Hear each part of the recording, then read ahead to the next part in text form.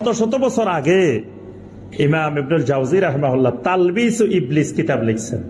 তালবিস ইবলিস মানে ইবলিসের খেলাধুলার সাথী, ইবলিসের প্রতারণা। তো সেখানে ওই বইয়ের মধ্যে লিখছে, কোন লোক এলেম ছাড়া কি করছে, কয়দিন তাহাজ্জুদ পড়া শুরু করছে, খুব আমল করা শুরু করছে। শুরু করার পরে সে রং বেরঙের স্বপ্ন দেখে, স্বপ্ন দেখায় শয়তান থাকে, সে মনে করতেছে সে আল্লাহর ওলি হইতেছে। এবার শয়তান তো রাত্রে স্বপ্নে দেখা, নতুন নতুন স্বপ্ন দেখতেছি, মনে হয় বেলা একটা আস্তে আস্তে উপরে উঠতেছে।